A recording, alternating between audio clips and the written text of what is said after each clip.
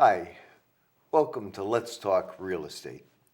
I'm your host, Charlie Flannery, and my guest today, I am very privileged to have her, is State Representative Shaunna O'Connell. Hey Charlie, I'm privileged to be here. Thank you for coming back. We had you on, over a year ago. Yes. And at that time, you were still in the midst of your first term, and you seem to be adapting well. You seem to hit the ground running. I know we had talked about, at that time, you were very excited about your small business caucus that you were able to put together. Yes, it was a great first term. Very privileged and honored to be reelected to a second term. And the Small Business Caucus is going to be very active again this year, really trying to meet the needs of small business because, as we know, they create 3 out of 4 new jobs here in Massachusetts. So we're going to be tackling things like the independent contractor law, which is very difficult to comply with here in Massachusetts and really keeps us from creating thousands of jobs. If we fix that law, make it easier to comply with, let people be independent contractors the right way, we can create a lot of jobs here in Massachusetts. And we're also going to be looking at the inventory tax, which is another job killer, causes people to keep their inventory in other states rather than in Massachusetts. We're one of the few states that has an inventory tax. Really? We lift that tax, and estimates are we can create thousands of jobs there too. No, explain to me, an inventory tax. Let's say I'm in the lumber business and I buy $1 million worth of lumber. Do I pay it? Obviously, I may pay a sales tax when I buy it, and then it's sitting in my warehouse. Yeah. And then when I sell it, I have to charge that person a sales tax, right? Right. But what happens beyond that? And in addition, so if you're selling widgets, let's use that old one, right? Okay. If you have those widgets stored in your warehouse or wherever it is you keep your things or you do your business, you have to pay an inventory tax on your inventory. And that's an additional tax that businesses pay here in Massachusetts. So it does cause businesses to keep their inventory elsewhere in other states nearby that don't have that inventory tax. And that's warehouse work. Those are jobs that we're losing.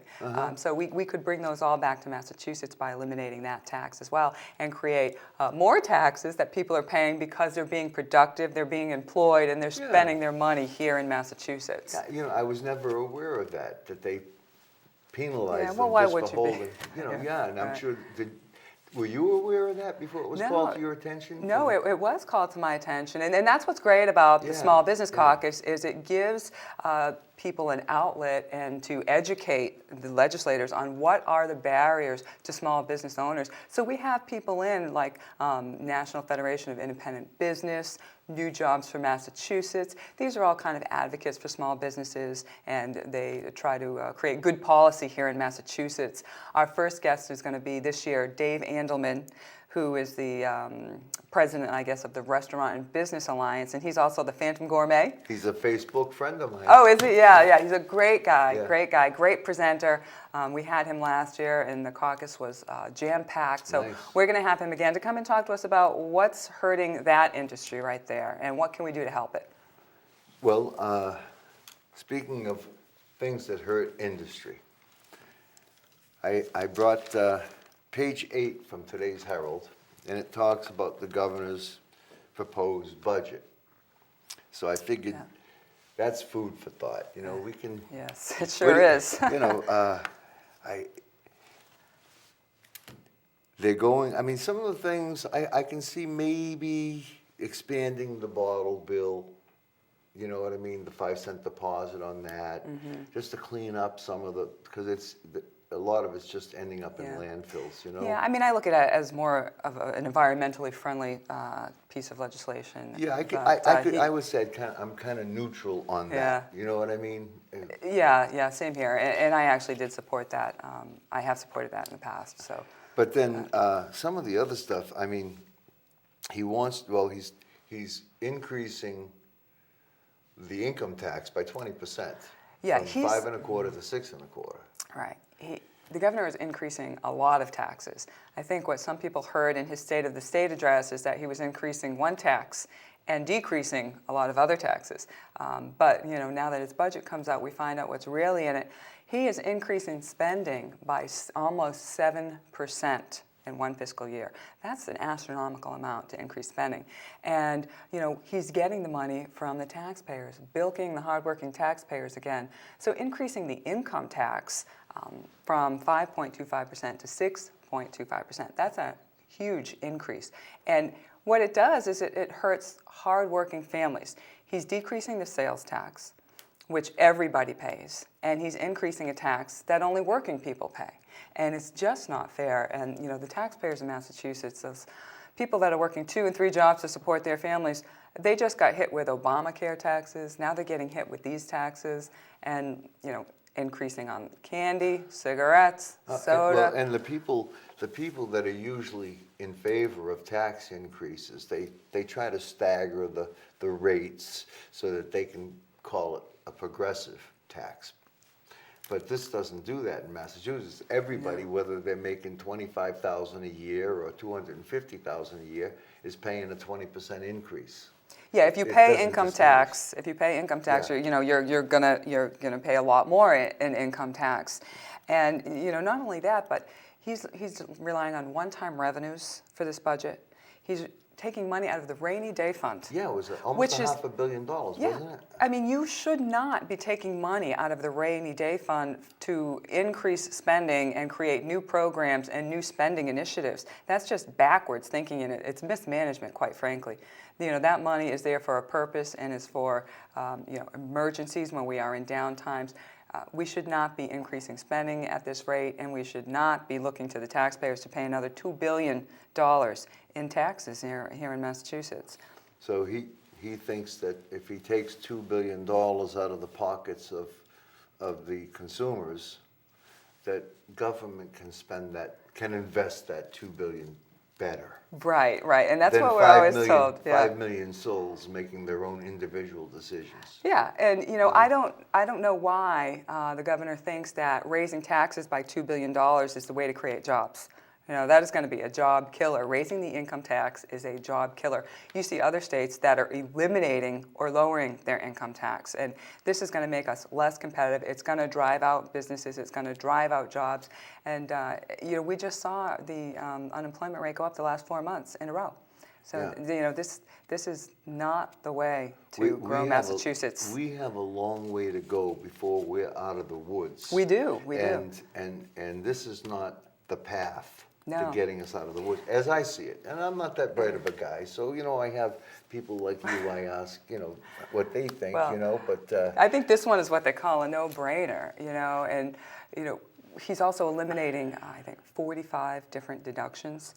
Says he's increasing the personal exemption, that you and I take, but he's at the same time he's eliminating 45 deductions. One of them is for college tuition. Yeah, I mentioned that. I mentioned that today on my Facebook. Yeah, that's going to hurt people. A guy said, "Oh my gosh, I got 2 kids in college now." Yeah, and if you're saving money for your kids in college, there goes that deduction right there. Yet at the same time, he wants to fund in-state tuition, free tuition for illegal immigrants.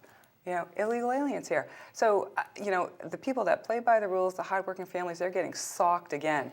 And he can tell us he's lowering whatever taxes he wants, but the fact of the matter is that taxes are going to increase by almost $2 billion, and you and I and all your viewers out there are going to be the ones footing the bill for that.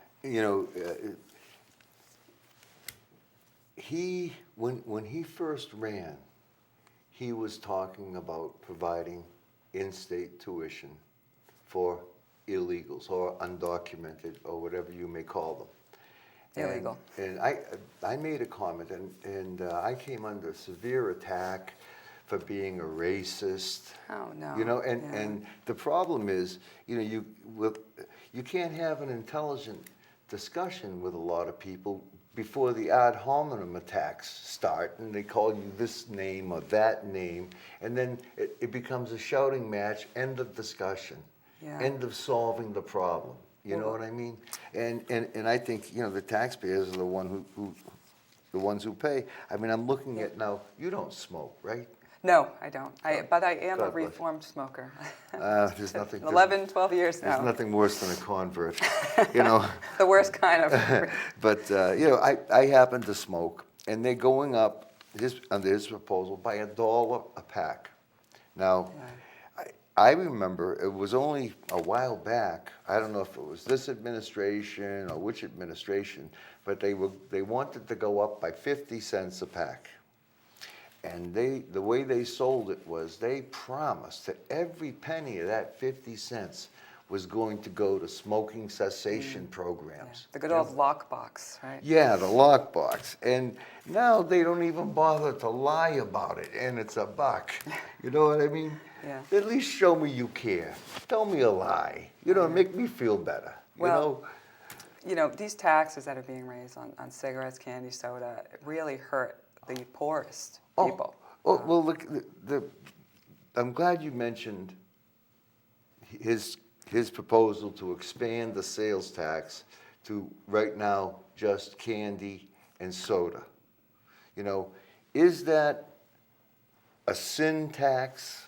Yeah, that's what I would call it. Or is that the camel's nose getting underneath the tent, and the next thing you know, they come and they're taxing all of your food? You know what I mean? And it starts off at 4.5%, and before you know it, why not have it be 6.25% to match the income tax rate? And, you know, that's a good point, Charlie, and that's something that people need to watch out for, because they might say they're lowering the sales tax this year. They can go ahead and raise it right back up next year. Please. And I wouldn't be surprised if it happened. It's not an election year right now. People need to keep that in mind. And, you know, the sales tax is also going to be applied to Amazon.com, and we're going to expand it, you know, looking to expand it to internet sales, all internet sales. So while they might be saying they're lowering it, it's going further. It's getting further spread out on more goods and services. Yeah. So I'm not sure that there's really any lowering of that tax at all. Yeah. I find, except for the part about the bottle thing, the nickel deposit and saving the trash, I really don't care much for the rest of the budget. You know, and he wants to raise $1.8 billion, I think, to do a South Rail project. I don't really want to get too involved with talking about the South Rail, but he predicts it will be $1.8 billion. We both know it will be $4 to $5 billion by the time it's done. That's what often happens with these public projects. You know, and we've got some major problems right now with the MBTA that, you know, we can't afford. It is just not self-sustainable as it is. And to expand before we fix the current problems, I'm not sure it's a very good idea. And, you know, they've had recommendations from the Inspector General on certain things they can fix. Like there's the RIDE in Boston, and it's a public assistance program that gives people rides certain places, doctor's appointments, what have you. The Inspector General last year found, quote, rampant fraud and abuse in that program, and suggested changes so that they could save $60 million, and it still hasn't been done. So this isn't, an administration that turns their eye. I am shocked there's gambling in Casablanca. So round up the usual suspects. You know, we've got to get these public assistance programs under control. And the other thing about the MBTA is their pensions are not listed online like everyone else's are. And I've actually filed legislation to have them list that online because there's no reason they shouldn't be. We should know where every penny is going and what every liability is. Yeah, I think everyone that draws a check from the state or a quasi-autonomous agency, I mean, that salary should be public record. Yeah, In fact, we've got a big federal investigation going on now because some guy who worked for Lieutenant Governor Tim Murray was making about $360,000 a year, and he was reporting that he was only making half that. Right, yeah, You know? that is just an egregious abuse of power. I was mean, a guy that was one of the housing authorities. I don't know how a guy can struggle and get by at 360. You know what I mean? I guess you got to lie and save $1 on taxes. One of those low-paying state jobs, right? Yeah, well, and so now because of that, Lieutenant Governor Tim Murray has pulled himself out of the race. Yeah. But, mark my words, that brand new mental health facility that opened up in Worcester, okay? There will be a $200,000 a year job for Tim Murray at some point. Maybe not today, maybe not tomorrow, but at one point in time. It'll be interesting to see where he lands. But you know, I just wanted to say that, you know, abuses like the one that you just mentioned, where this gentleman that worked for, he ran one of the housing authorities. You know, it's too bad because most state workers and state employees work very hard. Oh my and God, yeah. work for every dime they make. I see people working through lunch all the time, after hours, and this, you know, it really puts a blemish on all of us, and it's too bad that it has to happen. But I'm very glad to see that charges are at least being brought against the guy. You know, and I just picked up on the way you described it. You said it puts a blemish on all of us, because you're a public servant too, as this person. Yeah. You know, I pick up on the little things. You know, now one of the things also that's been on my mind, and it got a lot of coverage, and it's been on the nation's mind, was the Newtown, Connecticut tragedy, you know? And one of the things that has been like glaring in its deficiency through that whole thing was our mental health delivery system. You know, people are falling through the cracks, you know, and it made me start to think, you know, we need to increase spending on mental health. And this may not be the time to close a facility like Taunton State Hospital. I think we should probably reconsider that move and add sufficient staffing and keep those beds open, because you know, so many of these people are being put out onto the street. Some of them just never even get noticed, you know? I mean, oh, absolutely. You know, closing Taunton State Hospital is an egregious, a huge mistake. And, you know, we continue to fight against that. You know, I sit on a committee right now with Representative Pat Haddad that's studying that issue. She's from Somerset? Yes, yeah. and Representative Haddad also has a couple of precincts in Taunton as well, and she's just been wonderful to work with. But, you know, in the wake of something that happens like this, we've been cutting our mental health system, cutting Taunton State Hospital. It is the wrong thing to do. We need to increase our mental health facilities and healthcare system. You know, these are the most vulnerable people who really cannot fend for themselves, who need our help, who need supervision, who need places like Taunton State Hospital, and closing it is just, it's the wrong thing to do. It is a mistake, and we continue to fight for that against the governor's plan to close Taunton State Hospital. Now, how many people approximately are still in the workforce at Taunton State versus the good old days?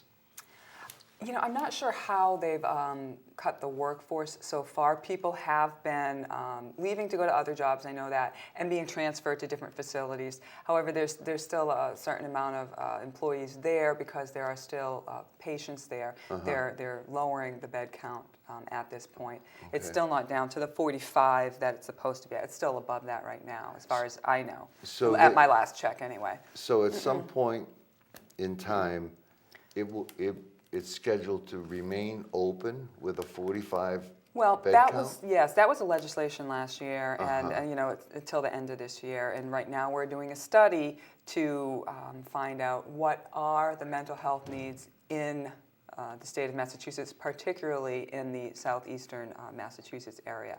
And so that's going on right now as we study the issue. You know, a lot of people were offered positions people that had seniority were offered positions in Worcester. Yeah. You know, now, you know, if I've got a job as an administrator or something and I'm making $175, $200 a year, and I've been in the system for 15 years or so, I might reconsider moving to Worcester. But if I'm just an orderly or, you know, a caretaker up there, and I'm lucky if I'm making $30,000 or what a year, you know, do I want to travel? Do I want to change and move to Worcester to take home $400 a week? It's a real hardship for a lot of the employees, and it's devastating for many of the families and the patients. And my understanding is that Worcester has had some problems accepting new patients. there's problems going on with that, and so they're not even able to accept all the patients that they're supposed to be accepting right now. So, Really? so we've got some issues going on. So what do they not do a with lot them? of. What do you mean we can't Well, I accept think the that's one of the patients? reasons why Taunton State Hospital still has a larger bed capacity than they're supposed to, which is a good thing. I want the beds to stay there. So it's a tacit recognition that they need it. We do need it. Everyone here knows that. Yeah. I mean, closing down a facility and having one just out In the toward middle of Western the Mass. state, yeah. Yeah. I mean, it's not exactly Western Mass, but toward Western Mass is a mistake. What is the Cape going to do? What are we going to do here in Taunton? People need to participate in the treatment and rehabilitation of their loved ones, and that is very difficult to do when you have to travel 70, 60, 50 miles, whatever it is, to be there. And we all know that that's a very important part of recovery and treatment. I used to date a woman from Worcester. I'll tell you, it lasted about a month and a half. That is a long drive when you It is. you do it, or especially if you're going to go see a loved one. Right. You know what I mean? Yeah. Still, it's a solid hour or more. Without traffic. Yeah, So so, God forbid you have to commute during rush hour. Yeah, we owe it to people who need mental health services to beef up our mental health services. We shouldn't be cutting those services, and the governor's got a lot of new spending plans in here. I think that's where we should be concentrating a lot of our spending, is on the most vulnerable people who really need these public assistance. Do we have, you mentioned Representative Haddad, do we have other legislators from southeastern Mass, supporting our cause? Oh, all of the legislators. And actually, it's very interesting. Almost all the legislators in the state support keeping Taunton State Hospital open, and particularly legislators from Worcester, who understand that having just one facility is not the right choice when trying to provide health care for mental health patients. If you break your arm, Charlie, you don't have to travel 70 miles to go get treatment. So you shouldn't either if you have a mental health condition. I know that there's a small facility in the Upper Cape, but I don't believe it's a long-term care facility. I think you go Right. there for evaluation and maybe stay, whatever that period is, 10 days, 2 weeks, and then typically they would assign you to Taunton State. Yeah, If need be, or discharge you, with meds. Taunton State provides services that other facilities in this area cannot provide. Right, right. I mean, they may be, I haven't been in there in years. And I was in 4-point restraint, so I really don't remember. But what's the physical plant? What's the condition of the physical plant? Does it need a lot of renovation? No, it doesn't. I think it looks great. I've been there recently, and it's spotless. I've been for a tour through there, and they've kept up with renovations throughout the years. So it's a well-run facility, and it's a healthy facility. Well, I'm glad to hear that. It's funny because it's so inculcated in the culture of virtually everybody in Eastern Massachusetts. I remember when we were kids, if we would start acting up, my mother would say, "I'm going to send you up the Hodges Avenue." and I had friends that lived, like 50 miles away, and their mothers would yell at them and say, "We're going to ship you down to Taunton." So it's become part of the fabric of our society down here. It is, and people understand, and it's beautiful grounds. You can go and walk around, and I go there often, and I drop off citations for a lot of the employees that work there that are retiring. And you see some of the patients outside walking around. They're very pleasant, nice to talk to. My girls and I will sit and chat for a few minutes. Well, Governor DeVal Patrick, he may be misguided at times, but he's not an evil man. Oh no. by no means. So I don't think that anything he's doing is out of malice. What does he tell you guys and when you go to him? What is his reasoning behind it's got to close? What does he say? it's part of their plan. So they have this plan where, Worcester Recovery Facility will provide all mental health services that are needed. And it is a beautiful facility. I actually haven't been there, but I've seen pictures of it. And that they want people to be released to the communities when they can. So it's about not having people in recovery centers or state hospitals for long periods of time, but trying to get them back into the community. However, we shouldn't be pushing patients out too soon that aren't ready to go into the community. And I fear that is happening with patients being put into these clubhouses and different houses, that they live in and around Taunton. Unless they've reached the point where with frequent outpatient care, they can be monitored to make sure they're taking their medications and things. But you can't hand somebody a vial of these meds that are going to stop the voices and say, "Here, Frankie, don't forget to take 2 a day. Good luck." Yeah, and it really becomes a problem with people not wanting to take their medication. And so there are just some people that need that supervision, that need to be in a facility long-term and should not be out in our community, in our neighborhoods. It's dangerous to them. It could be dangerous to the public. And we owe it to those people to give them the proper treatment and care that they need. And maybe if we had more outpatient facilities, it could lose some of its stigma. And who knows, some person that might be about to snap might say, "What the heck, I put it off long enough. I'm going to stop at the corner here and just tell them I dream about machine guns all night." You know what I mean? Or something like that. How they just fall through the cracks. I don't know how nobody notices them. Yeah. But it's because we don't have a good enough mental health system. And, the other impact it has on is our hospitals and the waiting rooms and people waiting around to be placed. And that's going to be another very devastating impact on this community. So far, I like what they're doing with the facility over at Morton. They seem to be making a lot of improvements, and I know they went through some turmoil in the transition, but I think it seems like they're taking steps to make it a world-class hospital, and I'm glad to see that for the city. But at the same time, I don't see how we can, and obviously that's private money. Mm-hmm. Yes. That still has a place in society, but I don't know, when is the governor's timeline? When is he saying, okay, this is day 0 and we turn off the lights and lock the doors? Well, right now, the legislation that is in effect from last year keeps Taunton State Hospital open until the end of this year.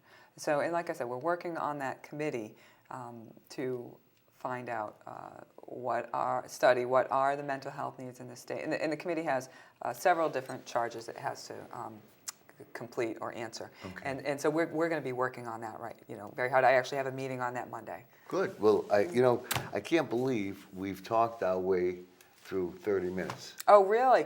Well, let me tell you, do we have a couple minutes? We have about, you have about 30 seconds. Oh, 30 seconds. Well, Make it 20. I want everyone to know that I've got some great legislation filed. It's on my website, ShaunnaO'Connell.com, to save the taxpayers' money in our public assistance programs, to end people fraudulently getting into the programs and getting money that they don't deserve and doesn't belong to them, but it belongs to the taxpayers. And I hope maybe I can come on again and explain some of my other pieces of legislation. I hope so, and I'm looking forward to seeing you for your inauguration celebration. Oh, yeah, that'll be January 31st at the Sandbar. Okay, I'll see you there. And I'd like to thank you all for tuning in today to Let's Talk Real Estate. And if you'd like to be a guest on this show, if you have an idea for a topic, send an email to letstalkrealestate@verizon.net. In the subject line, please put "Be a Guest." Give me a little breakdown of what you'd like to talk about, and we may have you here on Let's Talk Real Estate. Till then, stay safe.